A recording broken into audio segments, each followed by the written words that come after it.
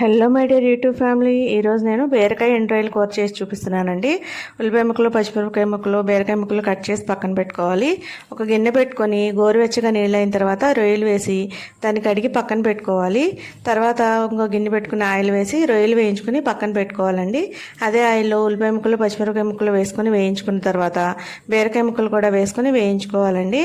ఈ బీరకాయ ఎండ్రాయిల్ ఇలాగే కాకుండా గుడ్లు వేసి ఇలాగా చాలా రకాలుగా చేసుకుంటారంటండి. ఇవి తింటే కొద్దిగా గ్యాస్ కూడా వస్తుందంట, కానీ హెల్త్కి మంచిదంటండి. చంటి పిల్లలు ఉన్న వాళ్ళకి, పాలు లేని వాళ్ళకి పాలు అవి పడతాయని చెప్పి చాలామంది తింటూ ఉంటారండి.